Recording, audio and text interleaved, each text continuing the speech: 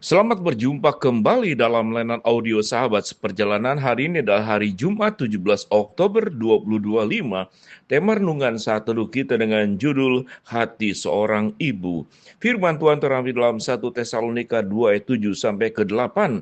Tetapi kami berlaku ramah di antara kamu, sama seperti seorang ibu mengasuh dan merawati anaknya.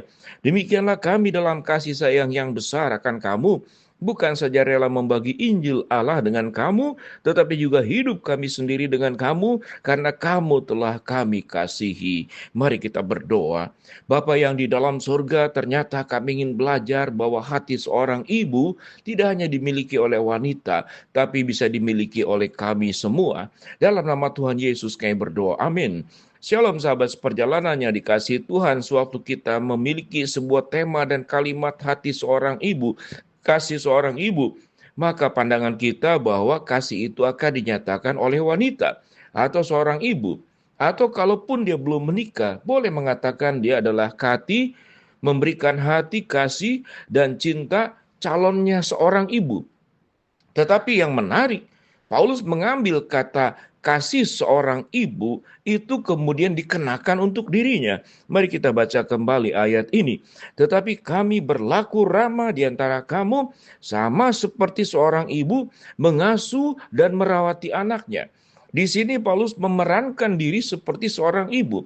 Menjadi pertanyaan, mengapa Paulus tidak menyebut kasih Kristus? Mengapa Paulus tidak menyebut kasih dirinya sendiri? Tetapi Paulus menyebut bahwa kami, itu berlaku ramah di antara kamu, sama seperti seorang ibu mengasuh dan merawati anaknya. Kita tahu dengan jelas bahwa kasih ibu adalah sesuatu yang sangat luar biasa.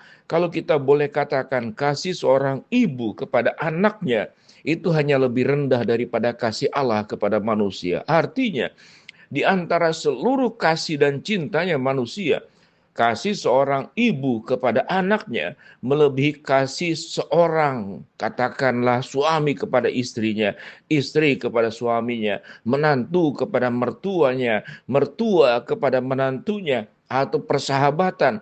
Tidak ada yang lebih tinggi daripada kasih seorang ibu kepada anaknya, kecuali kasih Allah kepada setiap kita masing-masing. Bayangkan, Paulus memberikan dan memerankan dirinya seperti seorang ibu yang mengasuh dan merawati jemaat di Tesalonika, yang mencintai dan mengasihi jemaat yang ada di Tesalonika, sehingga sebutan kalimatnya, tetapi kami berlaku ramah di antara kamu, sama seperti seorang ibu yang mengasuh dan merawati anaknya. Ayat 8 memberikan penekanan yang lebih mendalam. Demikianlah kami dalam kasih sayang yang besar akan kamu. Bukan saja rela membagi Injil Allah dengan kamu, tetapi juga hidup kami sendiri dengan kamu, karena kamu telah kami kasihi. Di dalam ayat ke-8 kita bertemu tentang makna Injil Allah. Injil Allah itu dikatakan tidak hanya membagi Injil Allah, tetapi membagi hidup kami untuk kamu yang kami kasihi.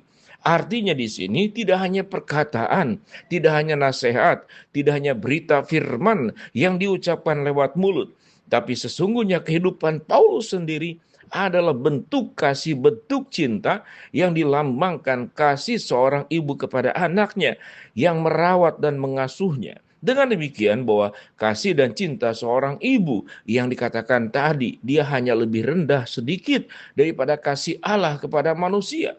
Artinya lebih rendah sedikit itu adalah karena dia sudah memberikan semuanya.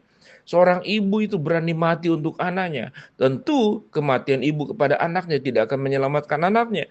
Tetapi kematian Kristus untuk jemaatnya itu menyelamatkan. Kalau kita boleh mengatakan seluruhnya, biar kita pun tidak hanya memiliki kasih Kristus, tetapi kasih Kristus juga diwujudkan seperti kasih seorang ibu kepada anaknya. Biarlah kita belajar dalam seluruh aspek kehidupan kita. Kita meneladani kasih Kristus sebagai yang paling dasar, paling utama. Tetapi juga kita belajar bagaimana seorang ibu yang berkorban, merawat, mengasuh anaknya. Itu pun juga menjadi kasih yang setiap kita miliki. Kasih seorang ibu kepada anaknya tidak pernah meminta katakanlah balasan, tidak meminta respon balik.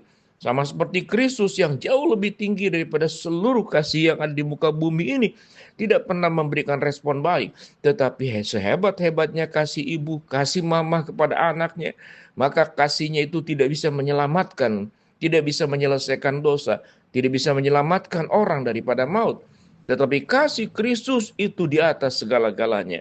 Biarlah sahabat perjalanan yang dikasih Tuhan, kalau kita berbicara tentang kasih Kristus, kasih ibu yang merawat dan mengasuh, maka punya esensi yang mirip, yaitu berkorban, tidak meminta balas jasa. Setiap saat ditunjukkan dan diberikan. Itulah kasih Allah dan itulah kasih seorang ibu kepada anaknya. Biar dalam kehidupan kita, kita tidak menjadi orang yang memiliki kasih dan cinta dan perhatian yang penuh dengan syarat, meminta cinta kasih, merawat, mengasuh, berbuat baik kepada orang lain, dengan katakanlah memiliki syarat-syarat tertentu. Kalau direspon baik maka akan terus diberikan. Kalau direspon tidak baik maka akan ditarik kembali. Seorang ibu mencintai anaknya, respon baik ataupun respon buruk dia tetap mencintainya. Bahkan saya melihat beberapa ibu, tatkala ada anak yang memiliki problem dan masalah, dan anak yang lain adalah anak yang baik-baik, seringkali kasihnya itu ditunjukkan lebih besar kepada anak-anak yang punya persoalan. Apakah kemudian seorang ibu ini pilih kasih? Tidak. Karena tahu dengan jelas bahwa anak yang memiliki problem dan masalah itu membutuhkan pendampingan, membutuhkan perhatian, membutuhkan bimbingan, membutuhkan pertolongan yang jauh lebih tinggi daripada anak yang baik-baik saja. Namun anak yang baik-baik saja biasanya suka salah paham. Mengapa mama lebih pilih kasih? Aku yang sudah menjadi anak yang baik, tapi mama kelihatan lebih mencintai anak. Seringkali kita juga berprasangka demikian kepada Tuhan. Sewaktu Tuhan memberkati, menolong orang yang di dalam kesulitan, lalu kita berkata, Tuhan mengapa engkau tidak memperhatikan aku? Itulah kasih daripada Allah, kasih Kristus, dan juga diungkapkan juga di dalam Rasul Paulus menyampaikan kepada jemaat di Tesalonika. Juga kami berlaku ramah di antara kamu, sama seperti seorang ibu mengasuh dan merawati anaknya. Demikianlah kami dalam kasih sayang yang besar akan kamu, bukan saja rela membagi Injil Allah dengan kamu, tetapi juga hidup kami sendiri dengan kamu, supaya kamu telah kami kasihi. Mari sahabat perjalanan yang dikasihi Tuhan di dalam hidup ini, suatu kita memiliki Allah yang mengasihi kita di dalam diri Kristus Yesus, dan digambarkan juga kasih ibu kepada anaknya. Biarlah kita memiliki kualitas kasih seperti yang diajarkan oleh kebenaran firman Allah. Sewaktu kita mengasihi, kita tidak berpikir mendapatkan respon balik atau kemudian perbuatan baik yang dikembalikan kepada kita. Sewaktu kita sudah melakukan kasih, memperhatikan, menjadi berkat buat siapapun juga, lepaskanlah dan lupakanlah dan tidak perlu dihitung-hitung. Karena semuanya itu akan diperhitungkan oleh Allah. Suatu kita bertemu dengan Tuhan, tidak perlu meminta upah yang dalam dunia ini. Seluruh kebaikan tatkala diharapkan kebaikan itu kembali kepada setiap kita masing-masing, maka kebaikan itu menjadi penuh syarat dan itu menjadi bukan kebaikan. Karena kebaikan itu arahnya cuma satu. Kalau sudah keluar, dia tidak perlu dikembalikan kepada setiap kita masing-masing.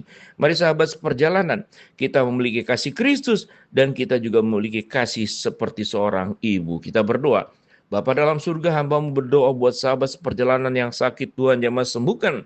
Sahabat seperjalanan yang sedang menghadapi masalah, Tuhan bukakan jalan.